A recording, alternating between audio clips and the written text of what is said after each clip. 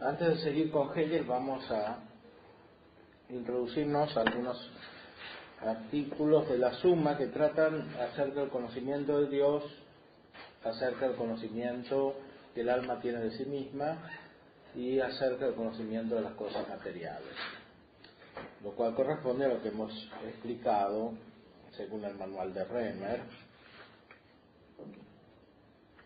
Hay una diferencia importante en el modo de conocer que tiene la inteligencia cuando se trata de objetos superiores o inferiores, o cuando el alma se conoce a sí misma y la inteligencia se conoce a sí misma.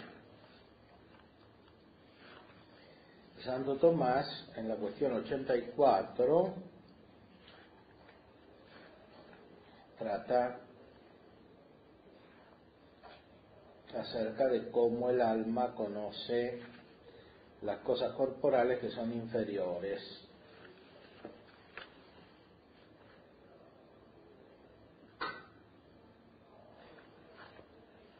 En la cuestión 88 trata acerca de cómo el alma conoce las cosas que son superiores.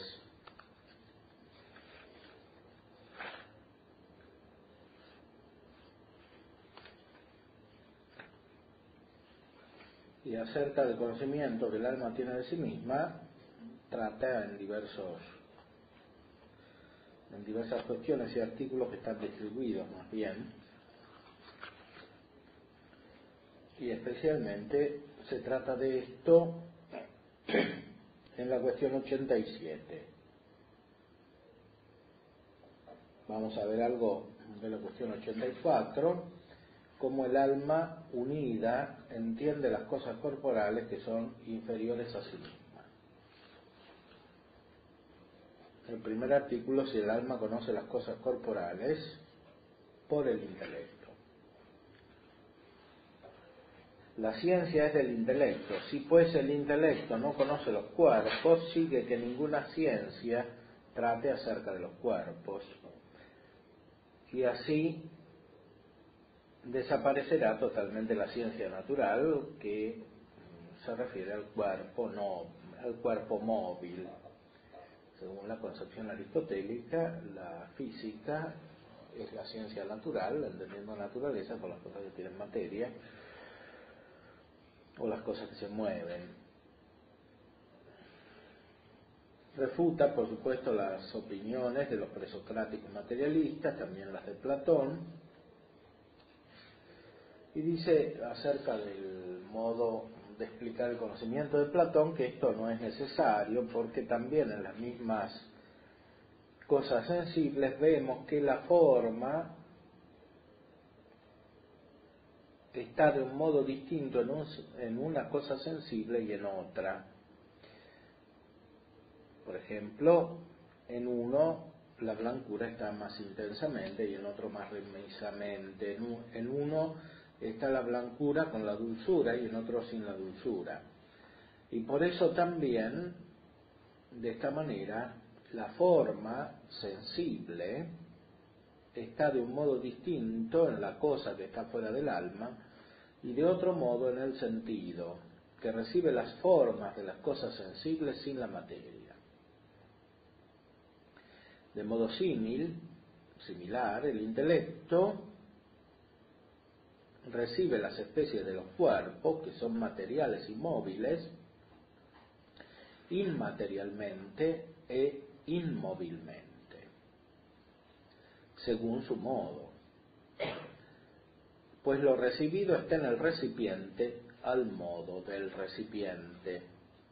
Hay que decir entonces que el alma, por el intelecto, conoce los cuerpos con un conocimiento inmaterial, universal y necesario. El alma, por el intelecto, conoce los cuerpos con un conocimiento inmaterial, universal y necesario. Aquí aplica este principio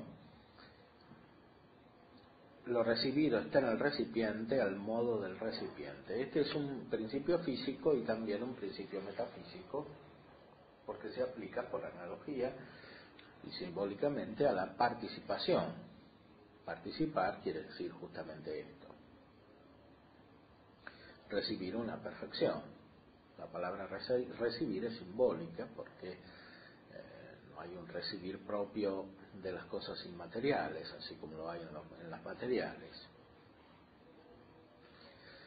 Es otro tipo de perfección y de operación.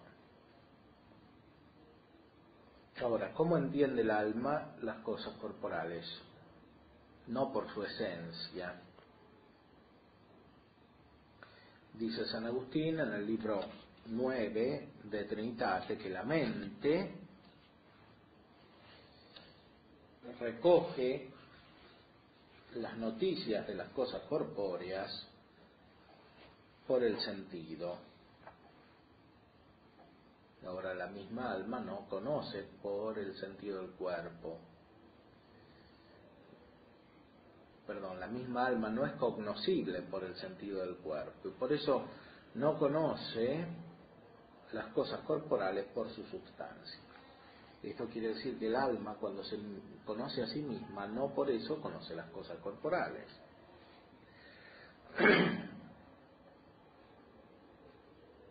Aquí también refuta ciertas formas incipientes de idealismo narradas por Aristóteles. Había algunos filósofos antiguos que dijeron que el alma, por su esencia, conoce los cuerpos. ¿Cuál es entonces? Hay que concluir que las cosas materiales conocidas están en el cognoscente, no materialmente, sino inmaterialmente. Y la razón de esto es porque el acto del conocimiento se extiende a las cosas que están fuera del cognoscente. Pues conocemos también las cosas que están fuera de nosotros. Por la materia se determina la forma de la cosa a algo uno. Por eso es manifiesto que la razón del conocimiento es opuesta a la razón de materialidad. O sea, como hemos dicho al principio de toda esta explicación, conocer es propio de lo inmaterial y tanto algo es más cognoscible cuanto más inmaterial es. Conocer es propio de lo inmaterial. Es manifiesto que la razón de conocimiento es opuesta a la razón de materialidad. Y por eso no se reciben las formas sino materialmente. Y por eso las cosas que no reciben las formas sino materialmente de ningún modo son cognoscitivas.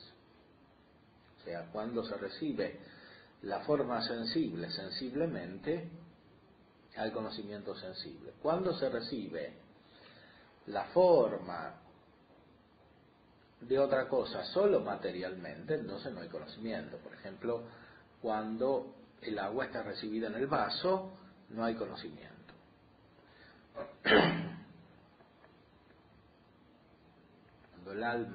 Cuando el agua está recibida en el vaso, no hay conocimiento porque es una forma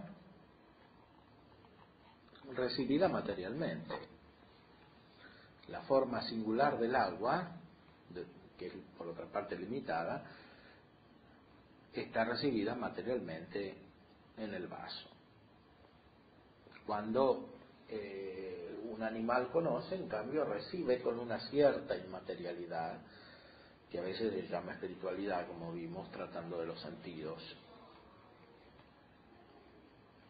Por eso es manifiesto que la razón de conocimiento es opuesta a la razón de materialidad.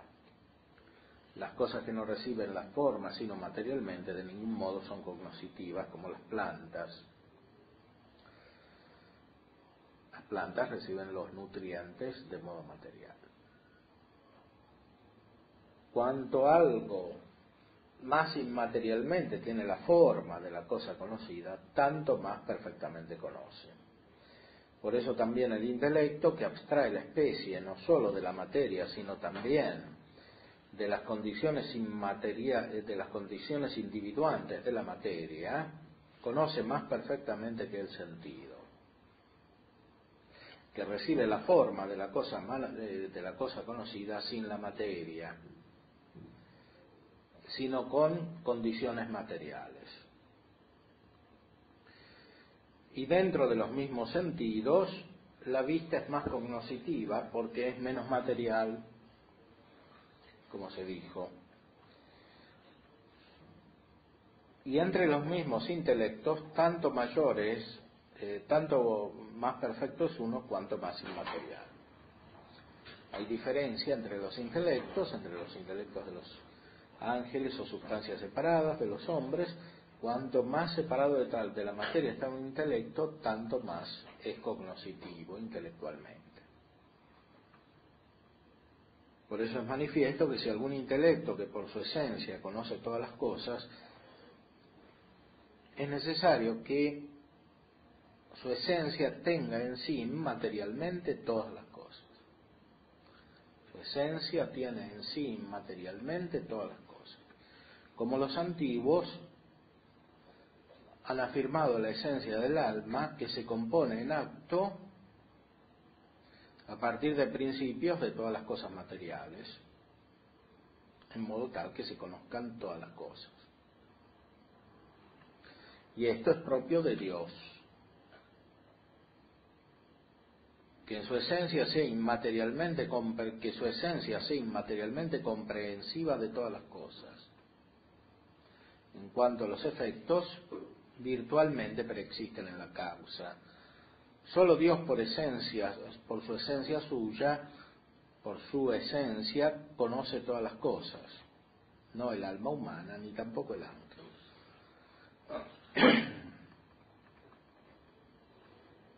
Los ángeles no tienen una diferencia con los objetos por el hecho de que estos son materiales como tenemos nosotros, pero sí tienen una diferencia con los objetos por el hecho de que estos son limitados en el ser. Y el intelecto de los ángeles, como todo intelecto, está abierto o es proporcionado a todo el ser. En cambio, directamente conoce el ser participado o el ser realizado de una manera determinada. Por este motivo hay una distancia entre el objeto y el sujeto, o sea, entre el intelecto angélico y lo que conoce este intelecto.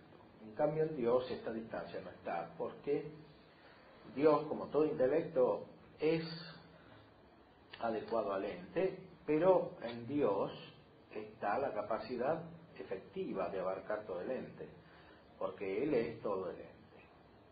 Él tiene todas las perfecciones. Virtualmente comprende todos los objetos, se puede decir esto. Dios tiene en sí todo. Ahora, ¿cómo entiende entonces el alma las cosas materiales? Si no las entiende en su esencia, porque ella no contiene todas las cosas materiales, las entiende tal vez a través de ideas innatas. Eso es el tema del artículo 3. Si el alma entiende todo por ideas innatas o por especies que le son infundidas naturalmente. Naturalmente, aquí es un adverbio que tiene el significado etimológico, quiere decir por el nacimiento. Significa esto entonces, si el alma cuando es creada tiene ya puestas las ideas.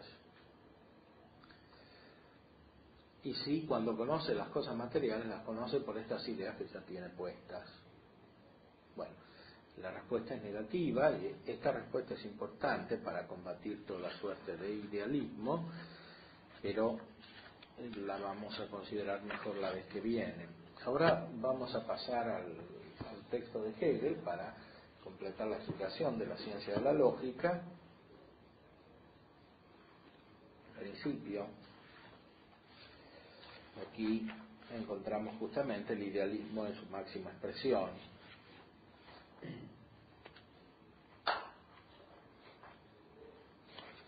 Habíamos visto el prefacio a la primera edición, estábamos en el otro, prefacio a la segunda edición. Aquí cita a Aristóteles, porque la lógica hegeliana pretende asumir y reemplazar la metafísica y la lógica aristotélica, que para Hegel son lo mismo.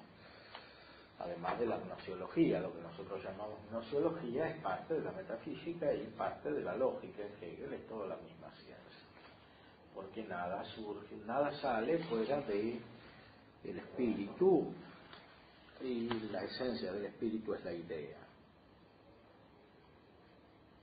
Habíamos visto cómo en Hegel se recibe la herencia del apriorismo kantiano, y a través de Kant también la herencia del apriorismo de Wolff y de los filósofos anteriores, racionalistas. Decía, después de citar a Aristóteles, decía que la filosofía en general tiene todavía que ocuparse de objetos concretos, Dios, la naturaleza, el espíritu, en sus pensamientos, pero la lógica trata de ellos solo por sí, en su total abstracción. Ahora, para Hegel esta abstracción es más real que la concreción, porque la concreción significa una determinación artificial. La abstracción es una universalización. Esa universalización implica toda realidad, que no es otra cosa que un proceso que se establece en la realidad misma, y que es la realidad misma. La realidad no es otra cosa que un método.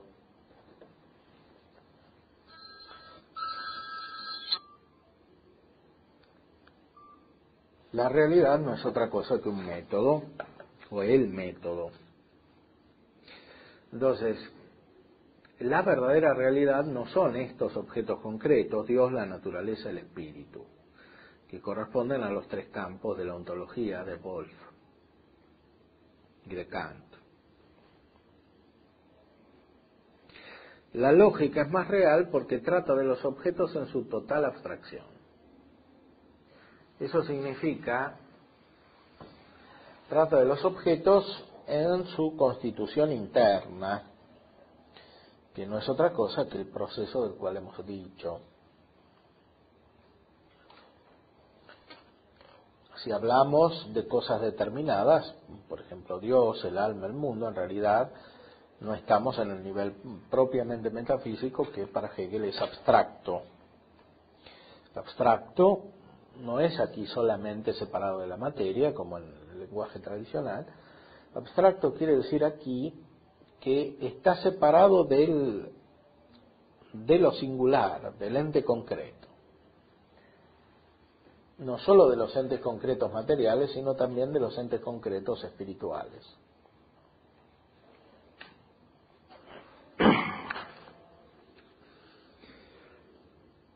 Hegel critica a Kant porque también las categorías de Kant, aunque son abstractas, son más abstractas que la consideración anterior metafísica de Dios, el alma, el mundo. Sin embargo, cae en una concreción artificial, porque las categorías kantianas son esas y no otras. Y no se sabe bien por qué son esas y no otras, según Hegel. Son como si fueran abreviaturas de la realidad particular. Pero esta no es la verdadera universalidad ni la verdadera abstracción. En la verdadera universalidad y en la verdadera abstracción desaparecen todas las realidades particulares. Es una crítica muy profunda a Kant. Ahora, ¿cómo hacemos nosotros para ir más allá de estas categorías? Semejantes determinaciones del ánimo y del espíritu nuestro se nos presentan pronto como particulares, en oposición a la universalidad cuya conciencia logramos y en la que hallamos nuestra libertad. Por eso estimamos que nos encontramos más bien aprisionados en estas particularidades y dominados por ellas.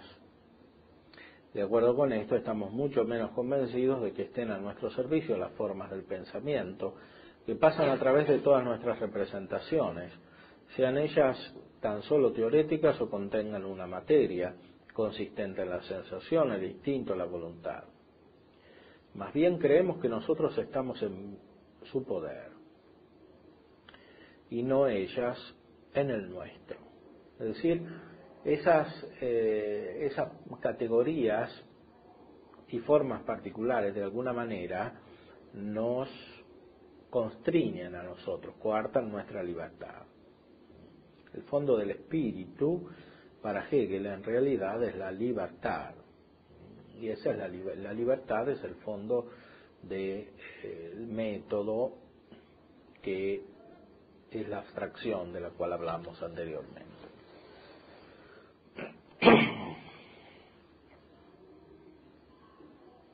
¿Qué nos queda frente a estas particularidades? ¿Cómo podríamos nosotros, cómo podría yo sobreponerme a ellas como más universal cuando ellas mismas son lo universal como tal? Cuando nos ponemos en una sensación, en un fin o en un interés, y en él nos sentimos limitados, sin libertad, entonces el lugar en que podemos, saliendo de tal posición, encontrar de nuevo la libertad es el lugar de la certidumbre de sí mismo, de la pura abstracción del pensamiento. Fíjense cómo el pensamiento se identifica con la libertad. Y la libertad es como la perfecta posesión de sí mismo.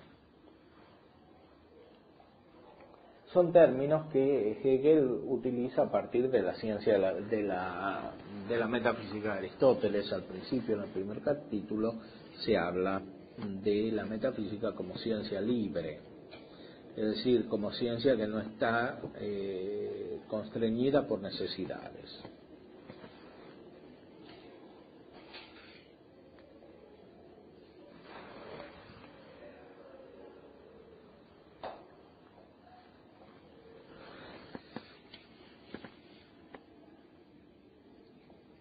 Ahora bien, el problema de haber superado las categorías y el pensamiento particular es que todavía estamos dentro de algo subjetivo que es limitado y que también es particular. O sea, hay que superar el mismo sujeto.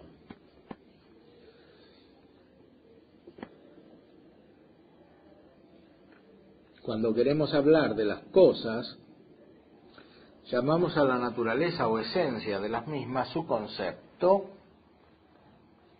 que solo existe para el pensamiento, pero mucho menos todavía podemos decir que dominamos los conceptos de las cosas, o que las determinaciones del pensamiento, cuyo complejo ellos representan, están a nuestro servicio.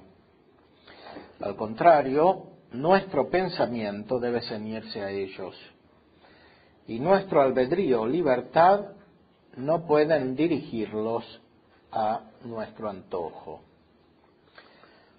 Entonces, puesto que el pensamiento subjetivo es nuestro más propio acto íntimo y el concepto objetivo de las cosas constituye su naturaleza, no podemos salirnos de aquel acto, no podemos sobreponernos a él y tampoco podemos sobrepasar la naturaleza de las cosas. Sin embargo, podemos prescindir de esta última determinación. Ella coincide con la primera, en tanto que da solo una relación de nuestros pensamientos con la cosa, pero no daría sino algo vacuo, porque por este medio la cosa se erigiría en regla de nuestros conceptos. La cosa, sin embargo, ya no puede ser para nosotros más que los conceptos que de ella tenemos. Bueno, aquí en esta frase Hegel expresa la esencia del idealismo. Son frases muy complicadas, como todo el libro, La ciencia de la lógica y todos los libros de Hegel, pero se pueden desentrañar. Podemos repetir esto. Puesto que el pensamiento subjetivo es nuestro más propio acto íntimo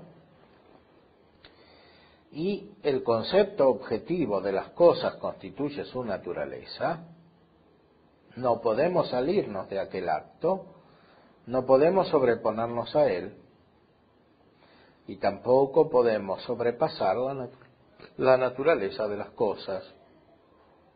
Y aquí está todo el idealismo en el sentido más clásico. Es decir, él usa la terminología escolástica a través de Wolff y la transforma en idealista. Hay antecedentes, especialmente el pensamiento de Suárez. Puesto que el pensamiento subjetivo es nuestro más propio acto íntimo y el concepto objetivo de las cosas constituye su naturaleza, no podemos salirnos de aquel acto, no podemos sobreponernos a él y tampoco podemos sobrepasar la naturaleza de las cosas.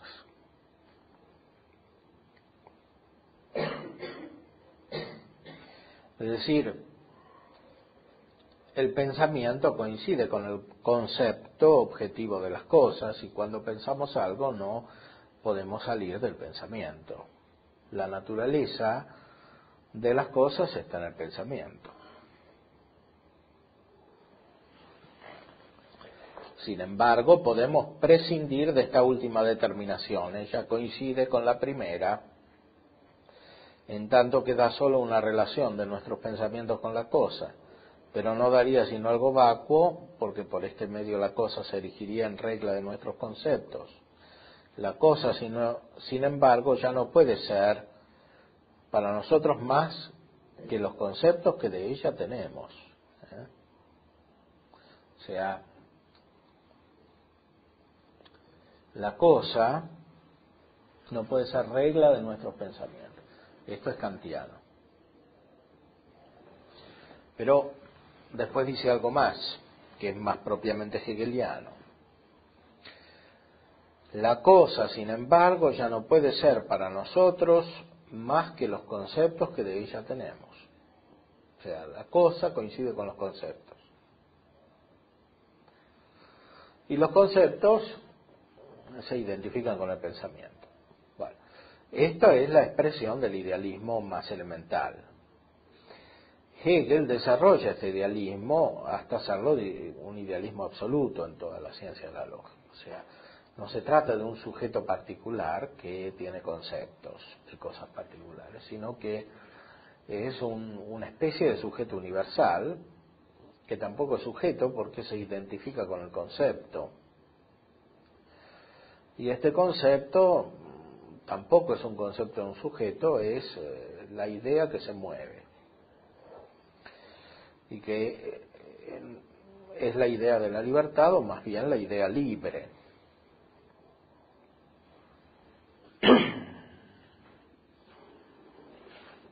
Cuando la filosofía crítica entiende la relación de estos tres términos, como si pusiéramos los pensamientos cual medio entre nosotros y las cosas, en el sentido de que este medio más bien nos separa de ellas en vez de unirnos ya a ellas, hay que oponer a esta manera de ver la simple observación de que precisamente dichas cosas, que tendrían que estar situadas en un más allá, en la extremidad opuesta a la que nos hallamos nosotros, y el pensamiento a ellas referido no son en sí mismas sino objetos del pensamiento, y asimismo del todo indeterminados. Son solamente un único objeto de pensamiento, la llamada cosa en sí, de la abstracción vacía. O sea, cuando pensamos las cosas, como si estuvieran más allá, ¿a qué cosa llegamos? Llegamos a la cosa en sí, a la cosa en sí de Kant. Pero la cosa en sí de Kant no es más que una abstracción vacía, ¿qué es lo que en realidad sucede? Dice Hegel, que no salimos del pensamiento, esa es la afirmación fundamental. No hay una cosa en sí que esté más allá del pensamiento. Si pensamos la cosa en sí es porque la cosa en sí está dentro del pensamiento. Son afirmaciones que pueden tener una cierta, pueden producir una cierta impresión en algunos, pero se pueden resolver fácilmente. Pareciera muy profundo decir que si algo es pensado, está pensado dentro del pensamiento. Pero en realidad es menos profundo que decir que se distingue la potencia y su objeto. Para decir que se distingue la potencia y su objeto, hay que tener una precisión mental superior que para decir que el objeto está dentro del pensamiento. Es decir, que el objeto está dentro del pensamiento porque se piensan objetos, es más bien un dejarse llevar por el lenguaje. Es decir, es no aplicar un análisis suficiente a partir del conocimiento de otras realidades a esta afirmación. El objeto se piensa en el pensamiento y por tanto el objeto es pensamiento. Es como una especie de impresión que el lenguaje produce en la inteligencia. Por eso los idealistas y el mismo Hegel tienden a identificar el pensamiento con el lenguaje. Hegel lo dice muy claramente, especialmente en la fenomenología del espíritu.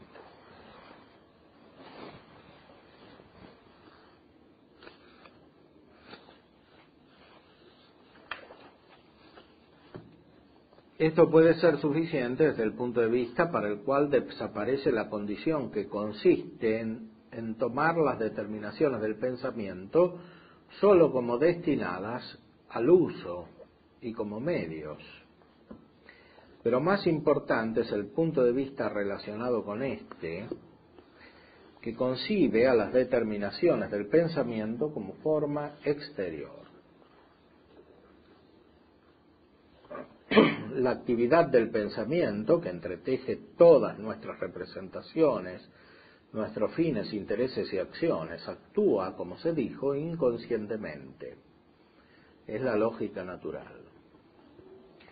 Lo que nuestra conciencia tiene ante sí es el contenido, los objetos de las representaciones, lo que llena nuestro interés. En este respecto, las determinaciones del pensamiento valen como formas que están en el contenido, aunque no son el contenido mismo. Las determinaciones del pensamiento valen como formas que están en el contenido, aunque no son el contenido mismo. Pero hay otro aspecto relativo a lo que se dijo antes, y que en general todos conceden, es decir, que la naturaleza, la propia esencia, aquello que es verdaderamente constante y sustancial en la multiplicidad y contingencia del aparecer y de las manifestaciones transitorias, consiste en el concepto de la cosa, en lo universal que hay en la cosa misma. Del mismo modo que cada individuo humano tiene en sí una peculiaridad infinita, el prius de todo su carácter, esto es, el de ser hombre, tal como cada individuo animal tiene en sí el prius de ser animal, entonces no podríamos decir qué cosa sería todavía un individuo si se le quitara este fundamento, dejándole aún cuantos otros predicados se quisiera, si dicho fundamento pudiera igualmente ser llamado un predicado como los demás. Ahora, aquí también encontramos un ejemplo del método hegeliano a través del lenguaje, que utiliza términos escolásticos, pues todos estos términos vienen de la tradición escolástica. Hegel produce un resultado diferente del de la tradición escolástica, es decir, reduce todo el pensamiento. Lo que quiso decir en esta larguísima frase, muy compleja, es que las esencias son siempre esencias del pensamiento porque las esencias son conceptos. Ahora, los conceptos hay que entenderlos como fruto del pensamiento. ¿Qué es lo que le falta a Hegel para desarrollar una teoría del conocimiento realista? Lo que le falta en primera instancia es el conocimiento sensible. Esto es el dato fundamental. En Hegel no hay conocimiento sensible. Todo es conocimiento racional. El conocimiento sensible es una mera preparación que no tiene una naturaleza distinta del conocimiento racional. En este sentido, Hegel es platónico. El conocimiento sensible no entra en el acto del conocimiento humano. Es justamente contrario a lo que dijo Aristóteles, que el alma jamás piensa sin la imagen. De aquí se derivan todas las consecuencias. Por supuesto, no significa que Hegel no use imágenes. Hegel las usa como cualquiera, porque no pueden usarlas. Lo mismo Kant y los racionalistas. El problema está en el modo de usarlas. Hegel usa las imágenes para decir que las imágenes no intervienen en el conocimiento. Las usa de un modo negativo. Las usa como excluyéndose recíprocamente.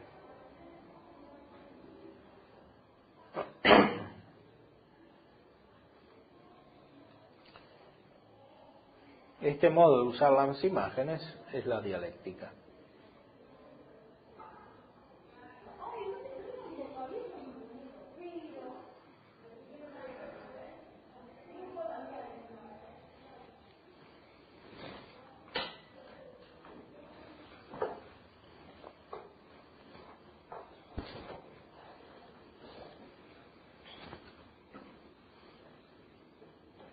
Este modo de usar las imágenes es la dialéctica. Las imágenes funcionan solo en su contraposición, no en su significado positivo. Es decir, no en cuanto en ellas está en potencia lo inteligible. Esa oposición se identifica con el concepto en Hegel. ¿Por qué? Simplemente porque esa oposición está producida por el pensamiento mismo. Y el pensamiento está concebido más bien en términos de voluntad, de acto de voluntad que de acto de inteligencia, porque esa oposición es antinatural. Solo en parte es natural, porque es verdad que hay cosas que se oponen a la naturaleza, pero eso no es toda la naturaleza. La oposición de ciertas cosas y de ciertas imágenes en la naturaleza se constituye en universal. Ahora, ¿cómo puede hacerse esto? No puede hacerse sino por una operación de la mente que no corresponde a la inteligencia sino a la voluntad. Es la voluntad la que quiere ver esa oposición, la que quiere establecer, mejor dicho, esa oposición en todo. Por eso Hegel habla de libertad. Cuando tiene que llegar al fondo de la idea, ya pasa de los términos que corresponden al conocimiento a los términos que corresponden a la voluntad, porque la libertad está en la voluntad. La condición libre está propiamente en la voluntad.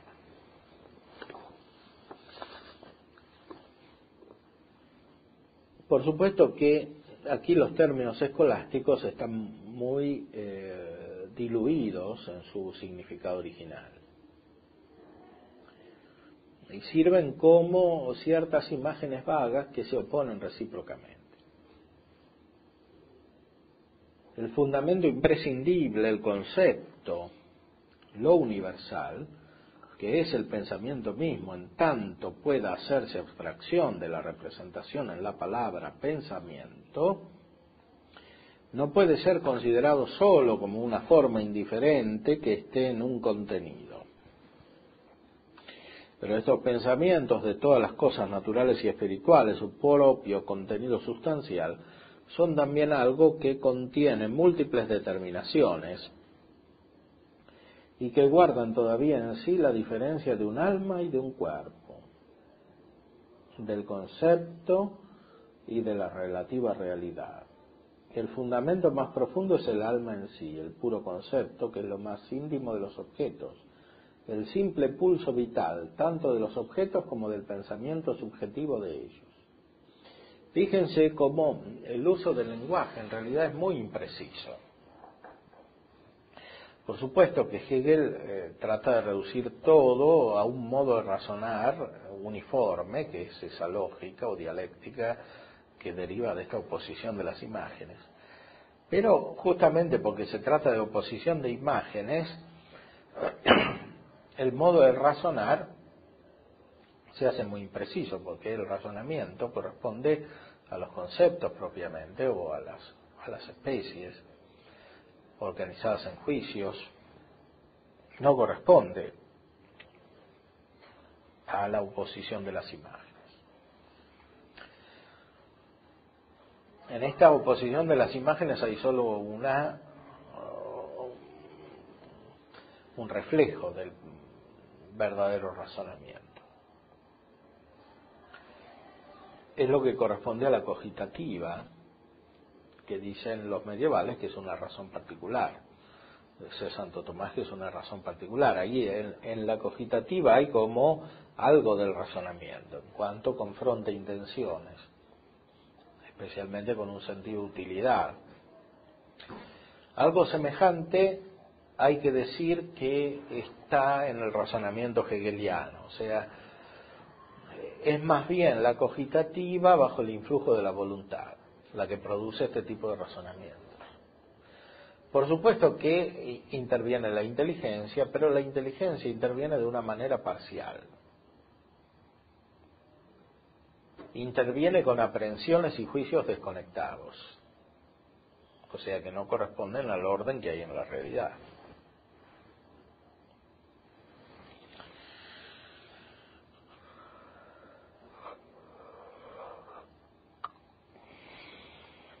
El fundamento imprescindible, el concepto, lo universal, que es el pensamiento mismo, en tanto puede hacerse abstracción de la representación en la palabra pensamiento, no puede ser considerado sólo como una forma indiferente que esté en un contenido. Pero estos pensamientos, de todas las cosas naturales y espirituales, su propio contenido sustancial, son también algo tal que contiene múltiples determinaciones y que guardan todavía en sí la diferencia de un alma y de un cuerpo, del concepto y de una relativa realidad. O sea, el concepto y la realidad particular se relacionan como el alma y el cuerpo. Aquí tenemos un ejemplo de lo que decía anteriormente. Esto corresponde al ilemorfismo aristotélico.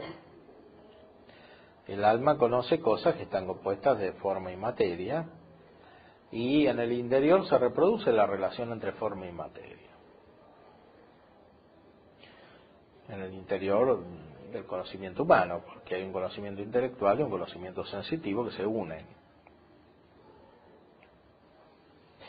El problema es que Hegel inmediatamente une esta visión, que sí es de la inteligencia, con otras que ya no corresponden más a la inteligencia. Por ejemplo, dice, el fundamento más profundo es el alma en sí, el puro concepto. Ya con decir el puro concepto, está diciendo que la cosa en realidad es el concepto,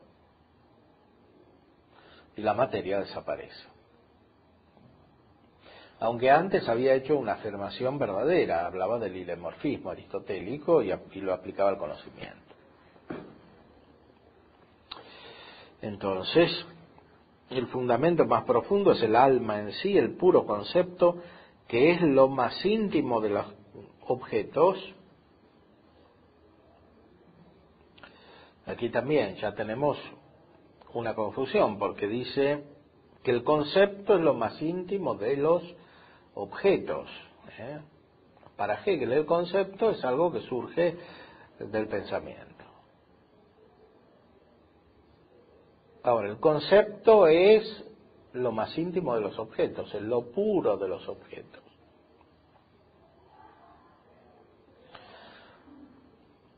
De nuevo encontramos el idealismo y enseguida desciende a una especie de vitalismo que manifiesta el influjo de la voluntad sobre la cogitativa. Dice,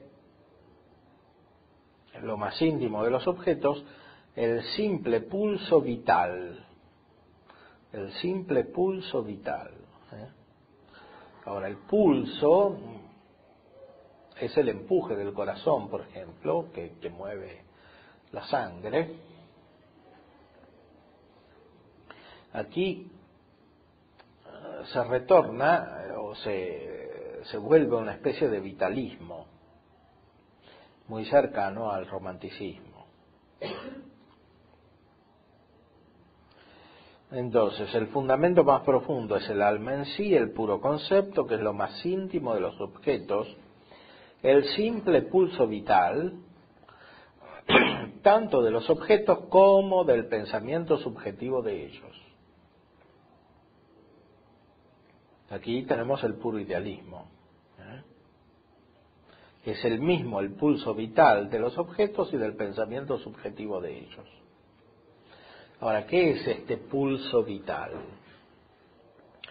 Este pulso vital, si por una parte hace referencia al romanticismo, por otra parte hace referencia a el acto puro de Hegel, que es vida, en el libro 12 de la Metafísica. Dice Hegel que Dios es pensamiento de pensamiento, o conocimiento de conocimiento, intelección de intelección, y también dice que es vida. Hegel, eso lo dice Aristóteles. Hegel retoma lo que dice Aristóteles y lo transforma profundamente. Lo aplica a realidades distintas de Dios. Fíjense cómo continúa la frase. Pasa del puro concepto a una especie de vitalismo exacerbado. Todavía dice, llevar a la conciencia esta naturaleza lógica que anima al espíritu, que se agita y actúa en él, tal es la tarea. En la misma frase habla de la lógica, habla de la conciencia, y ahí estamos en el nivel puramente inmaterial, podríamos decir, e inmediatamente dice que hay algo que se agita y actúa en el espíritu. Esa agitación no parece muy lógica, porque agitar es una imagen que corresponde a un movimiento desordenado. Se agita un líquido para mezclar lo que está suspendido en él, por ejemplo.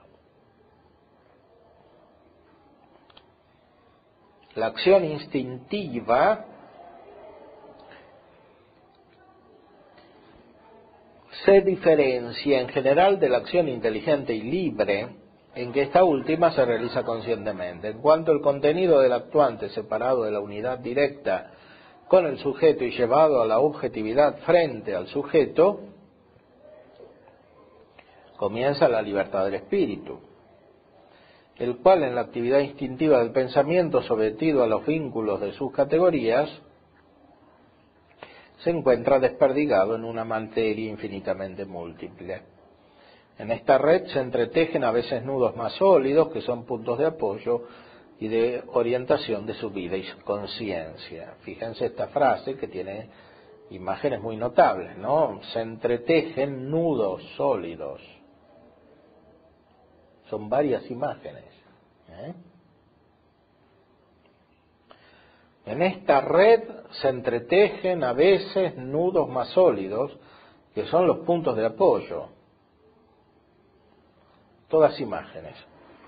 Y de orientación de su vida y conciencia. deben su solidez y potencia principalmente al hecho de que llevados ante la conciencia son conceptos en sí y por sí existentes en su esencia. Aquí aparece nuevamente el racionalismo, ¿no? Reaparecen los términos escolásticos después de haberse sumergido profundamente en las imágenes, que se agitan, ¿eh? ¿Por qué? Porque estas imágenes se ponen contrarias unas a las otras. ¿Y qué hace la conciencia? La conciencia objetiva esta agitación, la pone como frente a sí, se libera de ella. Liberarse quiere decir para Hegel separarse. La palabra liberación, que es Befreiung en alemán, en Hegel no quiere decir, como en la escolástica, producir actos libres, es decir, determinar actos que conducen a un fin y que pueden ser múltiples. En Hegel, liberar hay que entenderlo más bien también en un sentido imaginativo, es separar. O sea, propiamente no se llega al nivel metafísico de la libertad.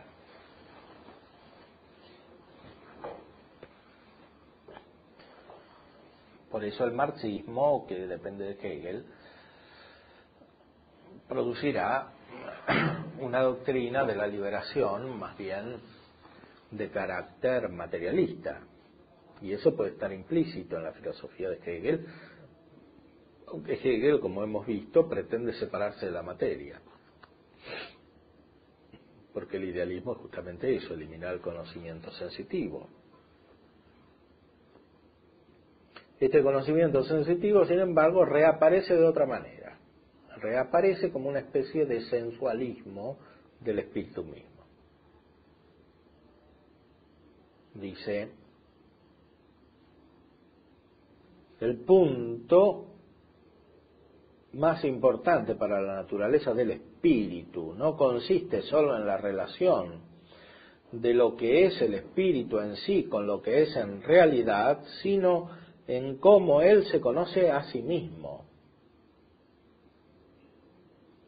Este conocimiento de sí mismo, por ende, dado que el espíritu es esencialmente conciencia, constituye la determinación fundamental de su realidad. ¿Cuál es la realidad del espíritu? Conocerse a sí mismo. Y esta realidad del espíritu es la realidad, no hay otra realidad. Purificar, pues, estas categorías que actúan solamente de manera instintiva, como impulsos llevadas al conocimiento, a la conciencia del espíritu aisladamente, y por eso de manera mudable y confusa, que les otorga así una realidad aislada, incierta, purificarlas, decimos, y elevar por ese medio el espíritu a la libertad y verdad, esta es la tarea más alta de la lógica. Esta es la tarea más alta de la lógica. Purificar las categorías. ¿Qué quiere decir purificar las categorías? Quiere decir que todo lo que es determinado, porque en el fondo depende del mundo sensible, y en Kant también las categorías estaban configuradas para el mundo sensible, como hemos visto, todo lo que depende del mundo sensible tiene que hacerse desprendido de lo sensible, que quiere decir liberado y libre. Ahora, dado que la libertad está entendida como esta separación, en el fondo liberarse de lo sensible no es otra cosa que reproducir lo sensible en otro nivel, de una manera más sofisticada, podríamos decir. Por eso el idealismo es en el fondo reductible a una especie de sensualismo. Es una explicación sensualista del funcionamiento del espíritu. pretendiendo que todo se reduce al espíritu.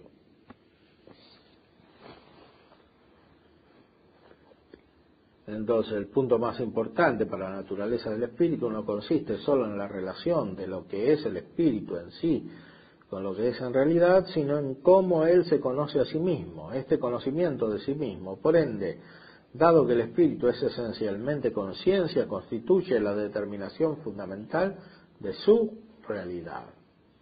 Purificar pues estas categorías que actúan solamente de manera instintiva como impulsos llevadas al comienzo, a la conciencia del espíritu aisladamente, y por eso de manera mudable y confusa, que les otorga así una realidad aislada, incierta. Purificarla, decimos, y elevar por ese medio el espíritu a la libertad y verdad, esta es la tarea más alta de la lógica. Fíjense cómo está todo entremezclado, porque la lógica ya no es más una ciencia del solo pensamiento, es una ciencia de la libertad. Más aún, en cierta manera, se identifica con la libertad. En realidad, el pensamiento de Hegel no puede ser descrito de una manera propiamente científica, porque es un pensamiento que pretende desprenderse de la configuración de la ciencia como se había entendido hasta ese momento. Es un pensamiento que reduce todo a una especie de experiencia subjetiva en la cual no entra solamente la ciencia, sino que entra el conocimiento sensitivo y entra la voluntad, aunque con la pretensión de negar el conocimiento sensitivo y la voluntad. Por eso es algo complicado, pero que sea algo complicado no quiere decir que sea algo impenetrable. Solamente se puede entender cuando no se le da más importancia de la que tiene, eso es la clave. O sea, cuando uno no cree que acá hay más profundidad de la que en realidad hay. Es más bien una descripción de caos que una descripción de el orden que está en la realidad misma. Ahora, ese caos no hay que verlo como superior al orden, es simplemente una degeneración del orden. O sea, si uno quiere leer el texto dándole una inteligibilidad que no tiene, en realidad no entiende el texto. Hace un esfuerzo inútil y no llega a la comprensión de lo que realmente quiere decir. Que es lo que le pasa a muchas presentaciones filosóficas, en historias de la filosofía, etcétera, el pensamiento de Hegel.